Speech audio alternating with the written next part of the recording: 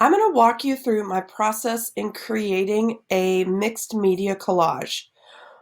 All the photos I took were digital, then I printed them and created an actual collage canvas. So this will be one of our projects we'll be making, and I'm excited to show you the steps, and we will make this together. So the design I chose to go with was this kind of pinwheel design. What I love is it ended up looking kind of like a windmill.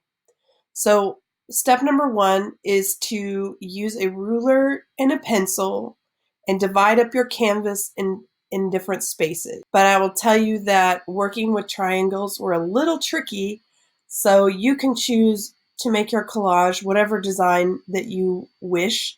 I just ask that you do have quite a few sections so that you include multiple photos in your design. The next step was I used a Sharpie marker to then outline my pencil lines after I got them in the right place. Did this rather quickly. My lines didn't have to be perfect, but you'll see why I needed my lines darker. And it was to create myself templates to help me cut my photographs to the right type of triangle. So I used a very thin piece of copy paper or typing paper and set it over the triangle, traced it with the pencil.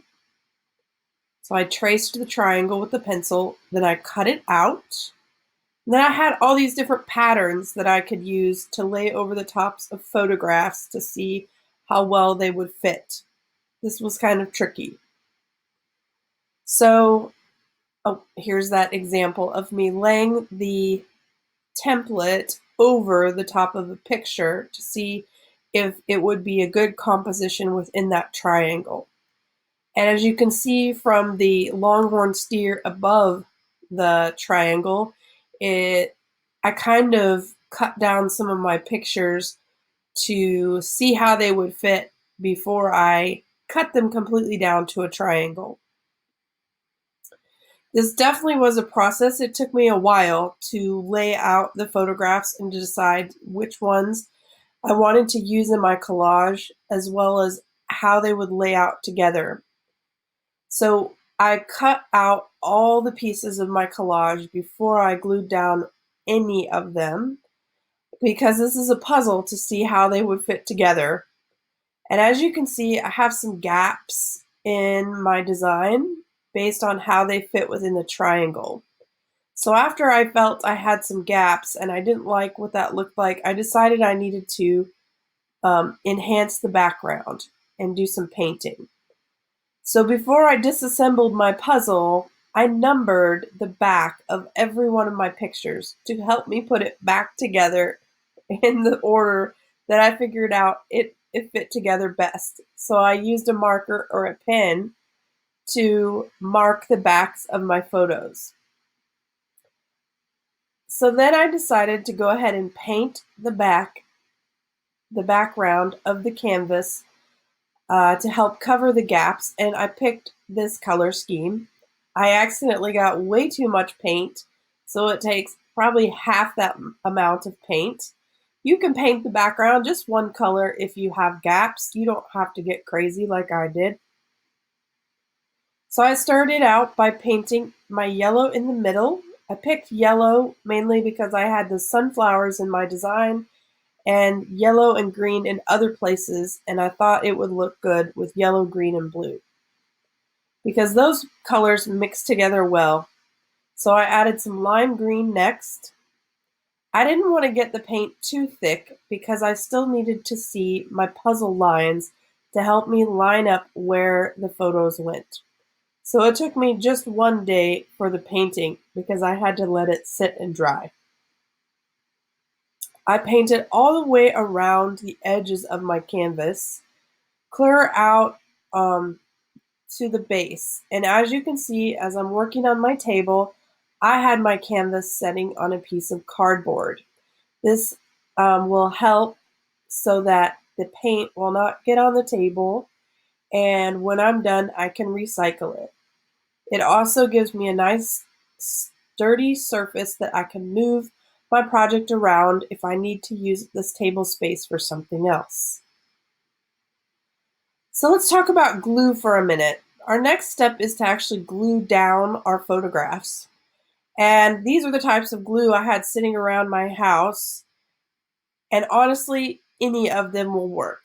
So if you do work on this any at home, any kind of glue will work to glue your photos down. The one that will probably work the least is glue sticks.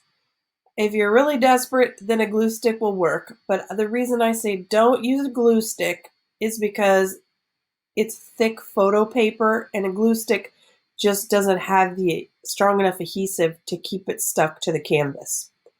So the type of glue I actually used was Mod Podge and Gloss Medium Varnish. Gloss Medium Varnish is actually a painting, an acrylic painting medium, but I had it at my house, so I used it for the glue.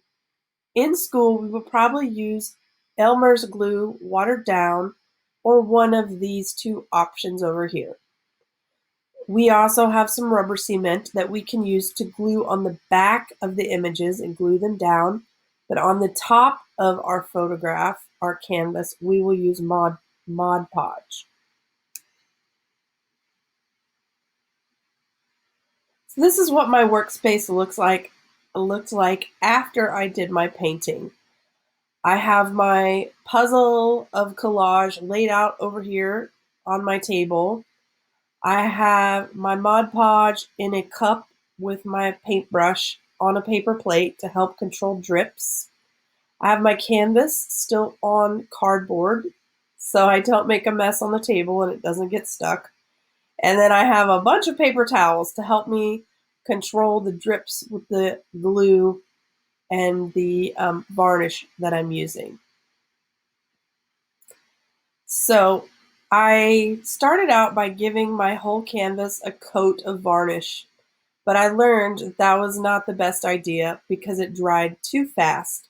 So what I'm going to recommend to you is that you just put glue down in a smaller section, like maybe a quarter of your project as you work so it doesn't dry before you get there. I had to keep putting down glue along the way with my paintbrush so my pictures would stick. Because I did not cut my images perfect, I just kind of rough cut them at first, then I started cutting them perfect to fit.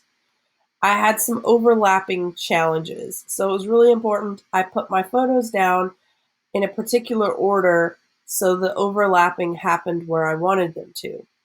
So what I'm trying to say is there's a bunch of glue down and I just started sticking photos down as quickly as I could so my glue wouldn't dry. After I got all my photos stuck down, I kind of pressed them down. I first needed to make sure there was no glue on my fingers. Then I tried to press down the photos to get all air pockets out. And if I had drips of glue on the top of my photos or on the edges, I used the paintbrush to kind of smooth it out. So this is what it looked like while I had all the photos on there. And as you can see, I have my paintbrush resting on my cardboard. I washed it out when I was finished gluing so that it didn't get ruined and we can reuse it. The extra glue that I had, I was able to put back in the bottle. So now the next step is to give your collage a coat of Mod Podge on top of it to create a gloss varnish and keep it looking good and to really stick down the photos. I quickly made a coat of Mod Podge. I actually poured it on my canvas and then just spread it out. And what I learned very quickly was I got too much. So I had it running off the sides of my canvas and I had to make sure and smooth out around the edges. So this is what Mod Podge looks like on top of your canvas. It looks very milky, but as it dries clear. So I had to work quickly because If you don't work quickly and it starts to dry, it will show brush strokes really bad. Finally, here's what my dried collage looks like 24 hours later. As you can see, it does have a little bit of a sheen to it from the Mod Podge. In looking at my collage, if I could redo this project or continue to add to it, what bothers me are these little edges where I have no pictures, even though there's paint. I'd like to come back and kind of minimize how that looks by adding some embellishment with marker, paint, or additional pictures. In class, I'll tell you more about each of these photos and why I chose to include them in my collage. Finally, the last thing I would say, if I could do this project over again, I would use a thin, very light layer of Mod Podge. Honestly, this is the first time I've ever used it, and it was much thicker than I expected, and it left these ridges from my brush strokes, and that bothers me. So if I was to do this again, I would use a thin coat of it or water it down a tiny bit and brush faster so that doesn't show up. But that only shows up if you look really, really close, and most people won't look that close. Anyway, I can't wait to see your collage and see what you come up with. I'm here to help you along the way, and we'll get started on this together. Thanks for watching.